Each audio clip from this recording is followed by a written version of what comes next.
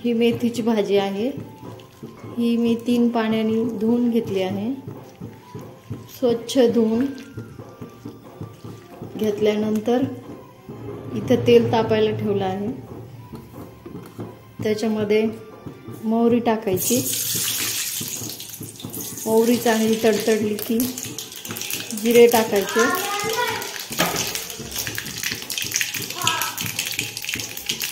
लसूण टाकायचं।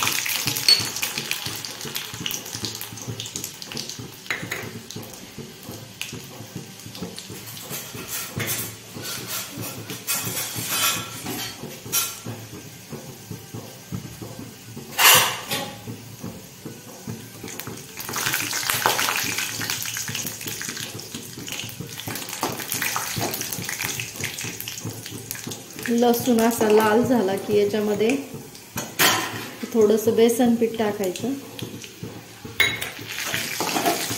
बेसन पिठाने भाजी एकदम चवदार होते। बेसन पीठ चांगलं भाजून घ्यायचं।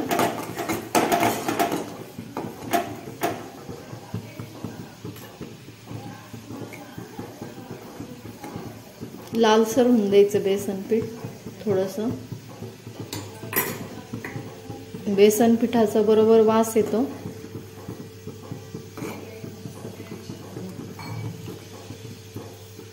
बेसन पीठ चांगलं भाजल्यानंतर मग ही भाजी टाकायची मेथीची।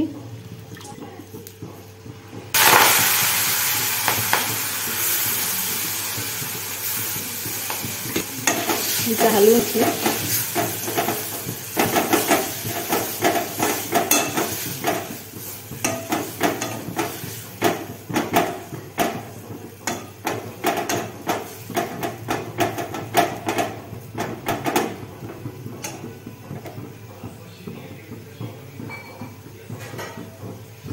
याच्यावरती झाकण ठेवून घ्यायचं। वाफ काढून घ्यायची त्याची एक। थोडेसे जिरे, थोडे शेंगदाणे, लसूण आणि 5 मिरच्या मध्ये कट करून घेतले आहे। मिक्सरमध्ये काढून घ्यायचं। तर आपण भाजी घालली। तर भाजी ही चांगली अशी थोडीशी वाफ आली तिला। त्याच्यामध्ये हे वाटण असं काढून घेतलं मी वाटण। त्याच्यामध्ये हे वाटण टाकून द्यायचं।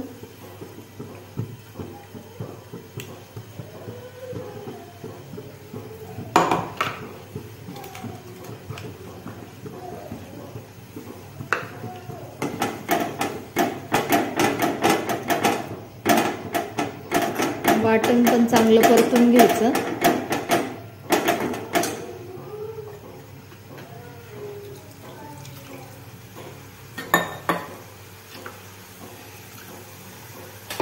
मिक्सरच्या भांड्यात थोडंसं पाणी टाकून हे याच्यामध्ये टाकून देते।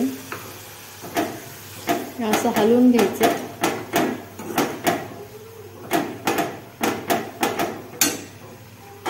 आता परत झाकण ठेवून थोडीशी वाफ काढायची। मध्ये मी 2 वेळेस भाजीला हलवून घेतलं। भाजी खाली पण नाही लागली पाहिजे। याला थोडंसं असं तेल सुटल्यावानी झाली पाहिजे भाजी। याच्यामध्ये गरम पाणी टाकायचं। तुम्हाला जेवढी घट्ट पाहिजे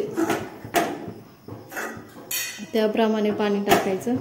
जास्त पातळ पण नाही झाली पाहिजे ती भाजी, नाही तर चालत।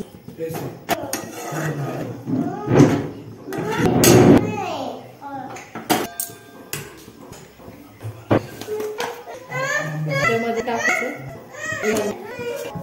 तर मी झाकण ठेवून घेते। कमी गॅसवर भाजी शिजवून देते। 2-4-5 मिनिटं भाजी शिजवून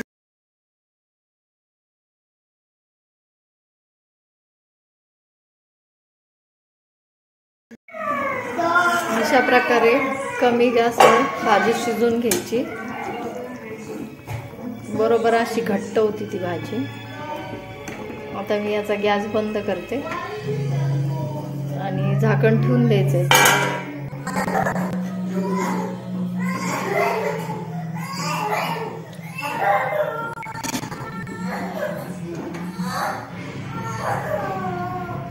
अशा प्रकारे भाजी ही खूप चवदार होते. तुम्ही पोळीसोबत किंवा भाकरीसोबत भाजी खाऊ शकता. एक वेळेस नक्की ट्राय करा आणि कशी झाली ती सांगा. Thank you for watching. Bye bye.